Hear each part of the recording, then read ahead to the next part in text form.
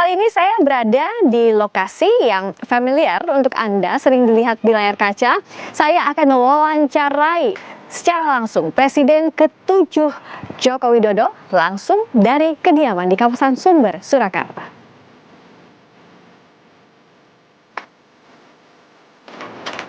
Pak, mari.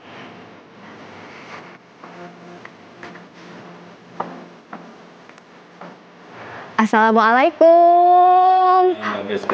Bapak. Silakan. Izin Pak mau bertamu ini. Silakan. Boleh dipakai Pak sepatunya? Terima kasih Bapak.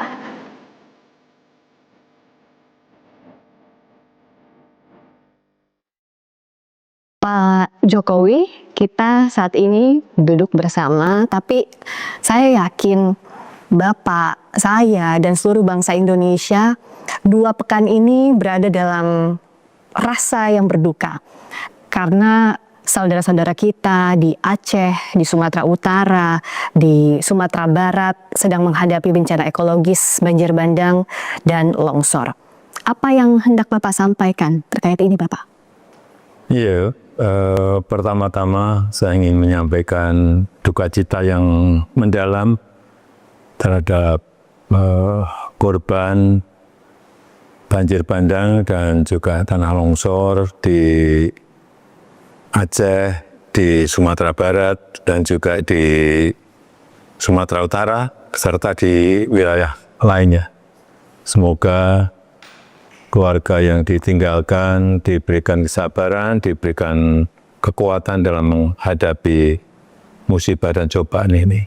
Dan kita sebagai sebuah bangsa besar, saya melihat solidaritas, kekuatan kita gotong royong juga antara pemerintah pusat, pemerintah daerah, TNI, Polri, relawan, dan seluruh masyarakat. Saya lihat bersama-sama bergotong royong menunjukkan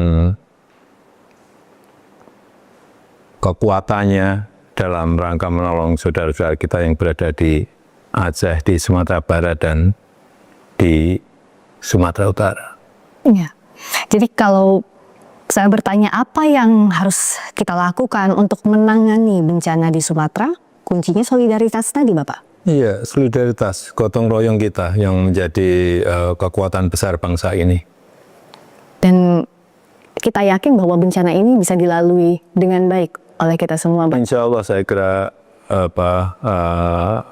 memang memerlukan waktu, tapi insya Allah bisa kita lalui dengan kekuatan gotong royong yang kita miliki. Ya, itu kekuatan kita bersama, gotong royong, menghadapi situasi sulit yang juga harus kita hadapi bersama, Bapak. Tentu tantangan di bidang ekonomi. Bicara soal ekonomi, Bapak saat ini setelah purna tugas mendapatkan amanah baru sebagai Dewan Penasihat Global Bloomberg New Economy Forum. Itu seperti apa Pak perannya dan bagaimana ceritanya bisa sampai ada di posisi ini Pak? Ya, Indonesia ini dipandang oleh internasional sebagai kekuatan dari Global South, dari selatan-selatan yang dipandang kita ini memiliki kekuatan, memiliki potensi untuk tumbuh menjadi sebuah kekuatan besar dunia. Karena kalau kita lihat pertumbuhan ekonomi kita di 20 tahun belakang ini bisa tumbuh di antara 5–6%, tumbuh stabil di angka itu. Kemudian stabilitas politik kita juga terjaga dengan baik, dan ini dilanjutkan oleh pemerintah baru di bawah pimpinan Presiden Prabowo Subianto. Saya kira ini akan menjadi sebuah kekuatan baru bagi ekonomi yang dipandang oleh internasional sebagai negara yang patut dicontoh. Nah, bicara soal era baru ini Bapak, di Forum Bloomberg terakhir Bapak bilang bahwa ekonomi kecerdasan beberapa tahun terakhir ini kan pesat sekali. Negara-negara maju, Amerika, Inggris, Tiongkok sudah lebih dulu. Bahkan negara tetangga kita, Singapura, Vietnam juga tidak kalah pesat pertumbuhannya. Nah, menurut Bapak, apakah memang kita sudah ada di fase itu dan sebenarnya makna ekonomi kecerdasan itu apa sih Pak yang harus masyarakat tahu? Iya. Yang pertama kita ini berada di era sekarang ini digital ekonomi digital. Iya. Kemudian kita akan masuk lagi ke era yang lebih baru lagi yang namanya ekonomi kecerdasan, intelligent economy. Ini adalah sebuah sistem di mana data dan informasi dikumpulkan, diolah oleh AI, oleh artificial intelligence, kemudian dianalisa dan menghasilkan sebuah keputusan yang tepat dan akurat. Saya kira ke depan seluruh sendi-sendi kegiatan masyarakat kita, sendi-sendi kehidupan masyarakat kita akan selalu berhubungan dengan elemen yang ada di artificial intelligence. Sehingga sekali lagi kita harus siap menghadapi era baru ini, yaitu era intelligence economy, era ekonomi kecerdasan. Saya ingat waktu dulu masih meliput Bapak, itu kan dalam setiap pidato Bapak menekankan soal pertumbuhan ekonomi 4.0 menuju 5.0, tapi sekarang kita sudah ada era yang baru lagi. Tapi Korea padahal artificial intelligence sama artificial intelligence atau kecerdasan buatan. Nah, sebenarnya apa Pak yang membedakan dua fase itu antara ekonomi digital dengan ekonomi kecerdasan? Apa perbedaan persiapan kita untuk ini? Ya kalau perbedaan, saya kira yang paling mencolok nanti adalah pengolahan data oleh artificial intelligence itu bisa langsung menghasilkan sebuah keputusan yang tepat dan akurat karena semuanya diolah oleh dan real time. Itu yang membedakan. Jadi kita juga alhamdulillah pembangunan infrastruktur fisik, pembangunan infrastruktur digital yang telah kita lakukan itu juga sangat mendukung kita untuk masuk ke dalam era ekonomi kecerdasan ini. Pembangunan infrastruktur misalnya yang fisik kita telah membangun banyak, airport, kemudian pelabuhan atau seaport, kemudian pembangunan jalan tol, pembangunan pembangkit listrik, power plant, kemudian pembangunan infrastruktur digital juga dalam proses semuanya. Sekarang ini data center, kemudian melaunching satelit baru, kemudian membangun dan memperbaiki jaringan-jaringan infrastruktur digital kita, kemudian juga konektivitas yang diperlukan. Saya kira persiapan-persiapan kekuatan kita menuju ke era baru ekonomi kecerdasan ini betul-betul memang harus kita kejar supaya kita tidak ditinggal oleh negara lain, karena memang kita ini nantinya akan harus bersaing dengan negara-negara lain. Dan persaingannya pun ketat sekali ya Pak? Iya, ketat sekali, dan terutama memang sumber daya manusia. Ya. Itu yang harus disiapkan, kemudian dikenalkan, kemudian dilatih, harus ada training-training mengenai pengenalan mengenai AI, mengenai coding, mengenai algoritma, mengenai machine learning. Meskipun sekarang ini juga kayak coding itu juga sudah bisa menggunakan AI. Ya. Tapi pengenalan coding juga diperlukan dalam rangka ngerti logika berpikir dari coding itu sendiri, sehingga tetap diperlukan. Kalau kita sudah nanti memberikan training mengenai AI, coding, algoritma, machine learning, saya kira generasi muda kita, masyarakat kita akan menjadi lebih baik, digital literasinya, skillnya, sehingga akan terbuka sebuah lapangan pekerjaan bagi mereka, karena akan dibutuhkan nanti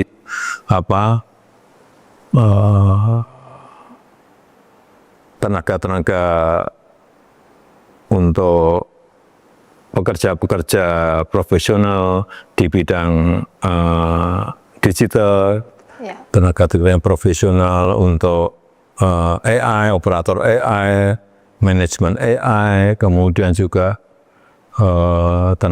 tenaga ahli untuk humanoid robotik, kemudian juga software engineer. Saya kira banyak sekali lapangan pekerjaan yang akan terbuka, tetapi dengan catatan ya kita memiliki digital literasi yang baik mengenai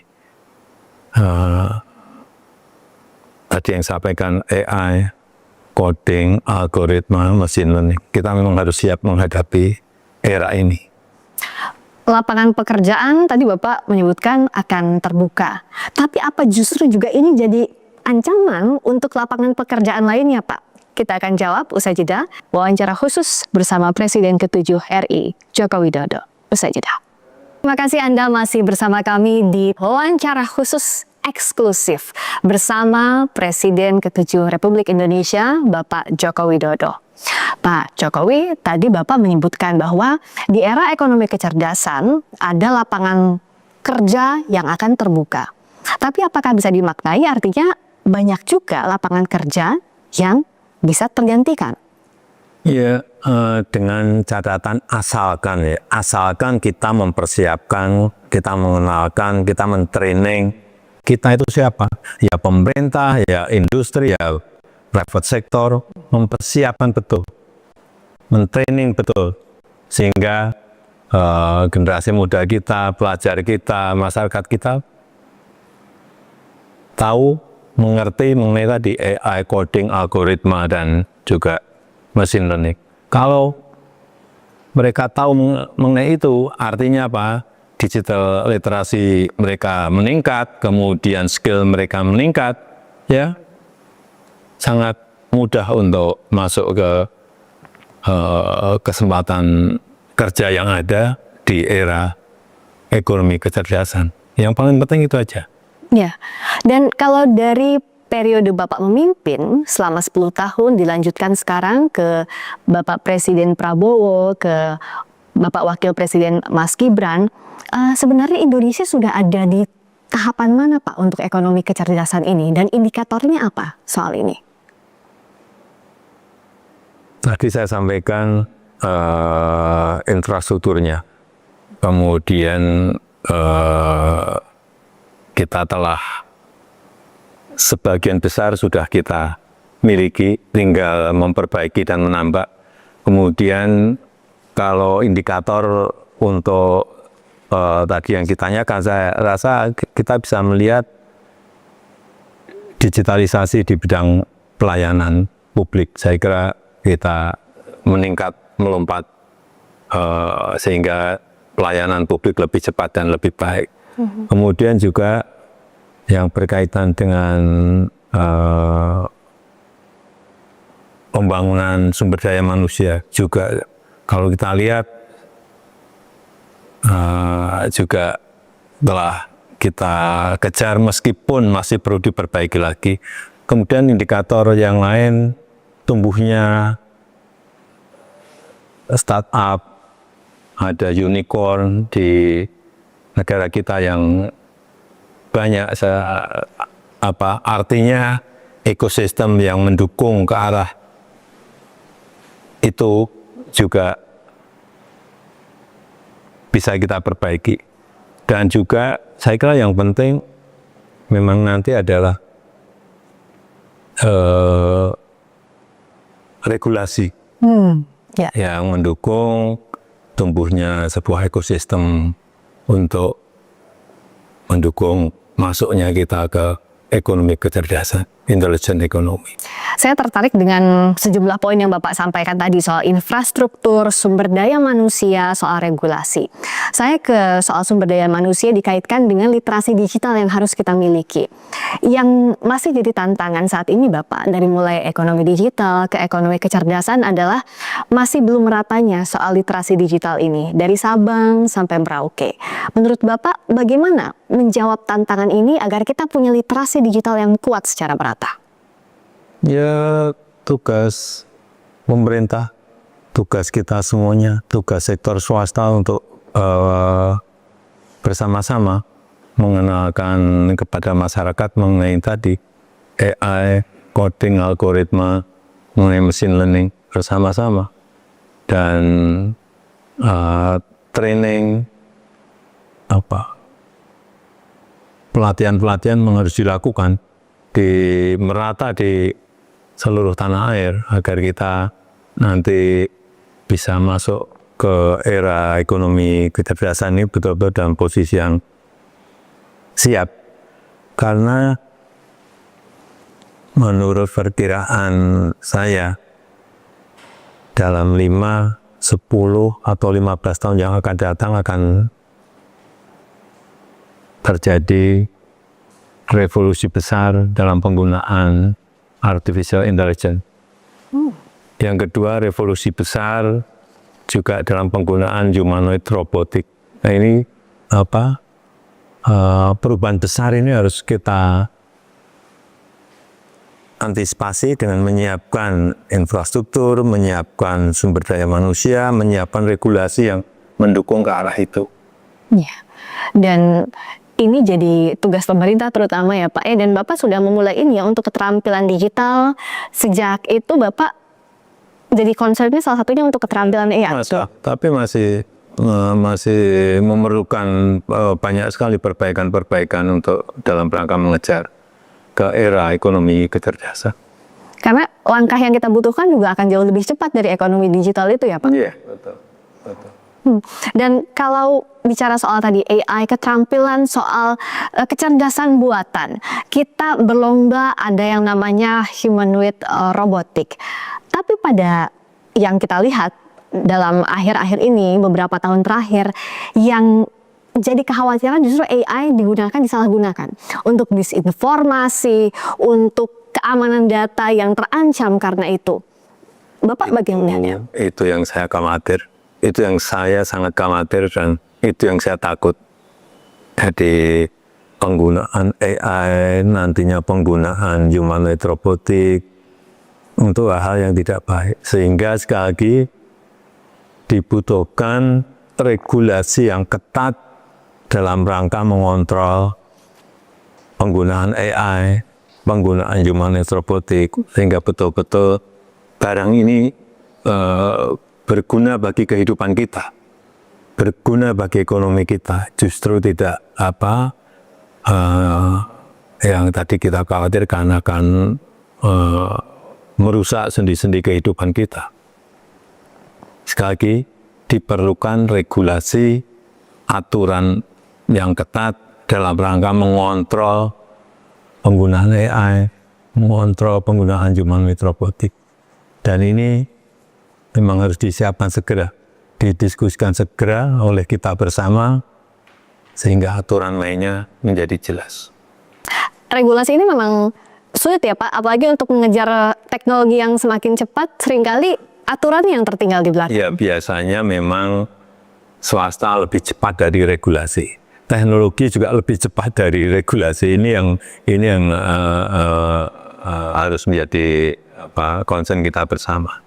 Iya, regulasinya, tapi harus diimbangi juga dengan literasi digital. Jadi banyak sekali faktornya, tapi Bapak yakin Indonesia sanggup untuk menghadapi era ekonomi kecerdasan ini, Bapak? Ya tadi, asalkan tadi. Asalkan. pakai asalkan kita segera memperbaiki infrastruktur yang kurang, infrastruktur fisik, infrastruktur digital. Yang kedua juga asalkan kita segera juga mentraining, mengenalkan AI, coding, algoritma, dan machine learning kepada generasi muda, kepada masyarakat. Yang ketiga tadi, regulasi yang ketat yang harus kita segera siapkan. Kalau ini semuanya dikerjakan ya, artinya kita siap menghadapi era kecerdasan. Karena memang ini adalah masa-masa ekstrim di mana perubahan itu akan sangat drastis sekali. Ini mungkin akan seperti revolusi industri di tahun 1760. Saat itu dari pertanian tradisional masuk ke era mekanisasi, era industri manufaktur, dan juga era urbanisasi masuk ke kota. Ini yang mungkin kejadiannya akan seperti itu, sehingga saat itu produktivitas globalnya naik drastis, produktivitas nasional di beberapa negara juga naik drastis karena bisa mengikuti perubahan zaman pada saat itu. Di zaman Raja George ketiga ya, seingat saya Raja George ketiga. Saya rasa akan kejadian itu mungkin dalam 10-15 tahun yang akan datang akan kejadian, yaitu produktivitas globalnya naik drastis karena adanya penemuan-penemuan teknologi, terutama AI dan humanoid robotik. Iya, tatanan dunianya akan berubah drastis, jadi kita harus siap untuk itu. Berkali-kali Bapak menekankan soal infrastruktur, SDM, regulasi lagi. Regulasi ini yang jadi kendala tadi, regulasi dengan teknologi, regulasinya di belakang, teknologi sudah maju di depan. Yang jadi kendala adalah regulasi ini butuh waktu. Baik itu dari sisi pemerintahnya, aturan-aturan yang ada di sektor usaha, di sisi lain juga pendidikannya, institusi, itu semua butuh waktu. Apa artinya untuk pembuatan regulasi butuh lebih ringkas juga untuk mengejar ini, Bapak? Ya, kita memang harus berubah semuanya. Kalau dulu-dulu pembuatan undang-undang, pembuatan regulasi, pembuatan aturan-aturan memerlukan waktu lama, sekarang harus cepat. Karena ini eranya era real time. Jadi semuanya diolah secara real time untuk menghasilkan sebuah keputusan yang cepat dan tepat. Kalau enggak lagunya masih lagu lama terus ya kita harus ngomong apa adanya, kita akan ditinggal. Jangan sampai ditinggal. Kalau lagu lama kasetnya rusak ya Pak ya, jadi itu tidak boleh terjadi. Nah, dengan ini artinya butuh ada keinginan, ada kemauan, begitu kan Pak? Kemauan untuk mengubah regulasi tadi. Kalau masih pola lama ya tidak akan bisa. Memang harus dirubah. Meskipun birokrasi itu seringkali sulit untuk itu ya Pak. Dan jangan lupa AI ini sekarang sudah di negara-negara lain sudah mulai digunakan secara masif. Kita juga sudah di beberapa perusahaan sudah menggunakan juga AI karena perkembangannya sangat cepat sekali. Kalau kita lihat sekarang DeepSeek yang dimiliki oleh Liang Wenfeng dari China, kemudian Google yang sekarang sudah punya Gemini, Gemini juga udah ada juga yang Mark Zuckerberg sekarang juga sudah punya Meta AI. Saya kira ini kecepatan teknologinya sangat cepat sekali. Sehingga kalau kita tidak ikut mengejar, akan betul-betul akan ketinggal. Kalau negara berkembang atau negara maju sudah punya tadi sejumlah indikator tadi, infrastruktur, SDM, dan juga regulasinya sudah menuju ke sana. Tapi untuk negara-negara berpenghasilan rendah, setidaknya untuk masuk ke era ini, apa yang harus dilakukan, Pak? Itulah yang menjadi problem besarnya di situ nanti. Sehingga kalau ini tidak negara berkembang, negara yang berpendapatan rendah, tidak menyiapkan infrastruktur, karena menyiapkan infrastruktur juga memerlukan anggaran. Ya. Ini problemnya di situ, di anggaran. Nah, kalau problemnya di situ, saya kira memang yang paling penting kerjasama, kolaborasi dengan negara lain, dengan investor itu diperlukan oleh mereka. Ya. Untuk agar infrastruktur menjadi siap. Kemudian SDM juga menjadi masalah besar juga. Ini sehingga memang apa yang saya takutkan adalah gap antara negara yang berpendapatan rendah dengan negara maju semakin lebar karena adanya penemuan-penemuan teknologi baru ini, terutama AI dan humanoid robotik. Kalau pola pikirnya harus baru, kalau perangkatnya harus baru, ekosistemnya harus baru, berarti harus ada yang diredefinisi, harus ada yang didefinisikan ulang soal ekonomi kecerdasan ini. Apa saja, Pak? Jawabnya usai jeda, kami segera kembali. Kembali bersama Presiden ke-7 Republik Indonesia, Bapak Joko Widodo. Banyak hal yang harus kita betul-betul definisikan ulang ya Pak, soal ekonomi kecerdasan. Bapak tadi sebelumnya sudah menyampaikan bahwa kita berubah eranya, banyak tantangan yang harus kita hadapi, berubah pula caranya. Jadi cara yang harus berubah yang ingin ditekankan apa Pak? Soal prosesnya, soal sistemnya tadi. Ini jadi gini, ini kan kita masih di era digital ekonomi, Ya. dan kita akan segera masuk ke intelligent ekonomi, ke ekonomi kecerdasan. Tentu saja kalau kita masuk ke ekonomi kecerdasan, yang di era ini menjadi usang semuanya. Sistemnya menjadi usang, dan lain-lainnya. Dan saat kita masuk ke era baru, tentu saja harus ada redefinisi ulang. Semuanya, baik itu redefinisi untuk proses, redefinisi untuk sistem, redefinisi untuk strategi, semuanya. Karena memang eranya sudah berubah untuk menghasilkan sebuah keputusan yang tepat dan akurat. Oleh sebab itu, yang harus diredefinisi menurut saya, yang pertama adalah dunia pendidikan dulu. Harus redefinisi ulang semuanya. Baik itu kita melihat pelajaran, mungkin kurikulum yang perlu dirubah atau ditambah, dan setelah bidang pendidikan, kemudian juga redefinisi untuk bidang kesehatan dan bidang-bidang sektor-sektor lainnya. Saya kira memang semuanya, karena nanti ini akan berubah total semuanya. Masa-masa yang ekstrem dan masa-masa perubahan yang nanti akan meloncatkan mungkin PDB globalnya menjadi naik, kemudian produktivitas globalnya naik, produktivitas nasional juga naik, semuanya akan berubah. Yeah. Di sektor pendidikan misalnya, kalau polanya berubah, kurikulum berubah, artinya dari mulai regulasi, tenaga pendidik, kecanduan muridnya, semuanya harus siap. Semuanya memang harus siap, semuanya harus berubah semuanya. Butuh waktu, tapi butuh waktu juga harus cepat. Iya, gitu. Butuh kecepatan.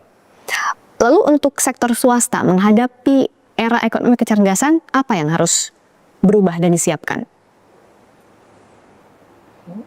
Ya, mereka harus menyiapkan SDM menyesuaikan dengan permintaan pasar yang ada. Saya rasa kalau swasta itu menyesuaikannya bisa lebih cepat. Saya kira yang paling penting pemerintah dengan regulasinya, dengan sistem-sistem barunya, dengan strategi-strategi barunya juga memang harus segera beradaptasi dengan perubahan ini. Bagaimana dengan kedaulatan data? Seberapa penting dan apa yang harus menuju ke sana? Itu juga yang harus diatur dalam regulasi kita. Kedaulatan data, banyak orang yang menyampaikan mengenai data pribadi. Kalau data pribadi menurut saya kok kita nyimpennya sudah baik ya. Yang justru berbahaya kalau ini berpindah ke negara lain atau berpindah ke kekuatan-kekuatan besar adalah data aktifnya. Data aktif itu apa? Misalnya kebiasaan kita berangkat ke kantor jam berapa. Ini akan terdeteksi semua dengan AI nantinya. Kemudian kebiasaan kita makan di mana, yang kita makan apa. Ternyata akan ketemu semuanya. Kemudian juga mungkin hobi kita apa, olahraga kita apa. Semuanya ini kalau tidak kita simpan sendiri dan lari ke kekuatan besar dunia atau lari ke negara lain, gampang sekali kita dibaca. Dibaca akan sangat gampang sekali dan akan diintervensi dengan cara apa itu juga akan mudah sekali negara lain melakukan. Saya rasa ini yang kedaulatan data ini, kedaulatan data yang pasif itu juga penting, tapi lebih penting lagi yang data aktif itu sangat penting sekali. Dan keamanan data yang kita punya Menjadi kunci. harus jadi kunci. Tantangannya memang sulit sekali ya Pak, keamanan data ini. Iya, tidak mudah tapi kita memang harus melakukan. Tidak mudah, kita harus melakukan. Di sisi lain, pekerjaan rumah soal ekonomi kecerdasan ini kan masih banyak sekali, Pak Jokowi. Ya memang harus cepat diselesaikan. PR-PR yang memang harus dilakukan harus cepat dilakukan karena memang perubahannya juga sangat cepat sekali. Sangat cepat sekali kita baru berbicara satu hal yang lain sudah muncul lagi sehingga betul-betul kecepatan itu harus kita lakukan. Jadi kalau dari yang Bapak sampaikan, kita tuh masih punya banyak sekali pekerjaan rumah untuk menyiapkan era ekonomi kecerdasan. Tantangan geopolitiknya luar biasa juga. Kita ada di tengah-tengahnya. Di tengah kondisi ini, tapi tampaknya masyarakat masih banyak tertarik dengan isu yang ramai menuai pro dan kontra. Salah satunya kalau saya bertemu dengan Pak Jokowi sekarang, tidak mungkin saya tidak menanyakan soal isu ijazah palsu, Pak. Nah, menurut Bapak, ada apa sih di balik isu ini? Tapi jawabnya saja dah, kami segera kembali. Ini kami mewawancarai khusus Presiden ke-7 Republik Indonesia, Bapak Joko Widodo. Pak Jokowi seperti menyambung sebelum jeda tadi. Kalau saya bertemu Bapak, tidak mungkin saya tidak bertanya soal isu ijazah palsu yang bahkan sudah 4 tahun ini Bapak bergulir, episodenya panjang sekali. Apa pandangan Bapak soal isu yang tidak berkesudahan, soal isu ijazah palsu, Pak? Ya ini kan sebuah isu yang sudah 4 tahunan ya dibicarakan dan sebetulnya saya sudah 4 tahun itu diam, tidak banyak menanggapi karena apa? Ijazahnya saya pegang gitu loh. Bapak pegang ijazah? Kenapa? Tetapi saya tidak menyampaikan kepada publik ijazah itu karena yang pertama ada aduan ke Barreskrim. Yang kedua, saya dituduh ijazahnya palsu. Artinya yang menuduh itu yang harus membuktikan. Dalam hukum acara, siapa yang menuduh itu yang harus membuktikan. Itu yang saya tunggu itu coba dibuktikannya seperti apa. Dan itu akan lebih baik kalau pembuktiannya itu di pengadilan. Sehingga betul-betul akan kelihatan proses hukumnya, akan kelihatan adilnya karena yang memutuskan adalah di pengadilan. Karena yang membuat ijazah saja sudah menyampaikan asli masih tidak dipercaya gimana. Dan yang saya lihat ini memang ada agenda besar politik, ada operasi politik yang sehingga bisa sampai bertahun-tahun nggak rampung-rampung karena keinginan mereka untuk mendowngrade, menurunkan reputasi yang saya miliki meskipun saya nggak merasa punya reputasi apa-apa. Tapi menurut Bapak, kenapa? Apa di balik itu? Menurut Bapak, kenapa harus diturunkan reputasi Bapak melalui isu ijazah ini? Ya mungkin untuk kepentingan politik. Kenapa sih kita harus mengolok-olok, menjelek-jelekkan, merendahkan, menghina, menuduh-nuduh? Semua dilakukan untuk apa kalau hanya untuk main-main? Kan mesti ada kepentingan politiknya di situ. Tapi sekali lagi mestinya dalam masa-masa ekstrim seperti ini kita konsentrasi untuk hal yang besar. Untuk strategi besar negara, untuk kepentingan yang lebih besar bagi negara ini. Misalnya tadi yang berkaitan dengan menghadapi masa-masa ekstrim, menghadapi masa-masa perubahan karena artificial intelligence, karena humanoid robotik, sehingga jangan malah kita energi besar kita pakai untuk urusan-urusan yang sebetulnya menurut saya urusan ringan. Menurut Bapak masih yakin dengan pernyataan Bapak sebelumnya ada agenda besar dan ada orang besar di balik kasus ijazah? Saya pastikan, ya.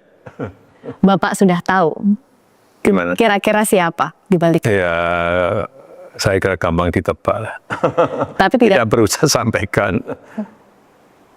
Dan Bapak tadi mengatakan bahwa lebih baik ini dibawa sampai ke ranah hukum. Ya, untuk pembelajaran kita semuanya, bahwa jangan sampai gampang menuduh orang, jangan sampai gampang menghina orang, menfitnah orang, mencemarkan nama baik seseorang. Kalau ada pertanyaan ini akan ke ranah hukum saja, Bapak membawa ini ranah hukum saja, atau ada kemungkinan mediasi? Saya kira untuk pembelajaran kita memang lebih baik dilakukan di penegakan hukum, diputuskan di pengadilan akan lebih baik. Untuk pembelajaran kita semuanya. Dan Bapak juga pernah berjanji kalau sampai ke pengadilan, ijazahnya Bapak akan tunjukkan di sana, di pengadilan. Yaitu forum yang paling baik untuk menunjukkan ijazah asli saya. Dari SD, SMP, SMA, universitas semuanya kan saya bawa. Untuk pembelajaran hukum, memang apa yang Bapak khawatirkan kalau ijazah ini, kasus ijazah ini terus bergulir di luar soal tudingan ijazah palsu? Ya kan bisa terjadi tidak hanya kepada saya, bisa ke yang lain, bisa ke menteri, bisa ke presiden yang lain, bisa ke gubernur, bupati, wali kota, semuanya dengan tuduhan asal-asalan. Tapi kalau menuduh dengan bukti itu yang baik. Menurut Bapak seharusnya tidak ada kasus tudingan-tudingan ini lagi di kemudian hari? Ya ini untuk pembelajaran kita semuanya. Selain kasus ijazah, sebenarnya sebagai presiden 2 periode yang sekarang juga sudah purna tugas, tapi tentu pandangan Bapak terhadap bangsa ini jadi penting. Apakah ada kekhawatiran di benak Bapak soal masa depan Indonesia? Ya saya kira kita dilihat, sekali lagi kita dilihat oleh negara lain itu dijadikan contoh karena stabilitas ekonomi kita baik, stabilitas politik kita baik, sampai di era Presiden Prabowo ini dipandang oleh negara lain bagus, sehingga jangan sampai pandangan ini berubah. Dan saya melihat pertumbuhan ekonomi di era Presiden Prabowo juga bagus, masih di atas 5, baik di kuartal pertama, kedua, dan ketiga. Saya rasa ekonomi kita akan masih tumbuh di atas 5. Tadi Bapak masih optimis soal pertumbuhan ekonomi kita, dan silakan Bapak menyampaikan agar seluruh elemen bangsa kita bisa bahu-membahu menyiapkan era di depannya, kita bisa lebih solid lagi menghadapi berbagai tantangan di depan. Apa yang ingin Bapak sampaikan soal ini, Pak Jokowi? Ya semuanya harus mempersiapkan, pemerintah, sektor swasta, seluruh masyarakat memang semuanya harus bersiap-siap menghadapi era intelligence ekonomi, era ekonomi kecerdasan yang di situ nanti akan ada perubahan-perubahan besar di seluruh sendi-sendi kehidupan kita. Akan ada elemen AI, akan ada elemen artificial intelligence yang mempengaruhi sendi-sendi kehidupan kita. Ditambah lagi dengan humanoid robotik yang itu juga akan mempengaruhi perubahan di era masa-masa ekstrim ini, dan kita memang harus bersatu, solid menghadapi era yang sangat menentukan arah kehidupan kita ke depan. Saya rasa itu. Kita bisa asalkan tadi ya Pak ya, asalkan poin-poin tadi, kita solid menghadapi berbagai tantangan. Pak Jokowi, terima kasih. Kami boleh mampir ke kediaman Bapak di Sumber, Surakarta, dan ini juga sekali lagi menjadi wawancara pertama Bapak setelah purna tugas. Terima kasih banyak sudah menerima tim Kompas TV. Terima kasih Mbak Beska. Terima kasih banyak. Sehat selalu Pak Jokowi. Terima kasih. Semoga kita Terima kasih. jumpa lagi. Dan saudara, itu tadi wawancara khusus Presiden Republik Indonesia ke-7 Bapak Joko Widodo secara eksklusif dari Surakarta. Saya, Friska Clarissa, menutup perjumpaan kali ini. Selamat malam, sampai jumpa.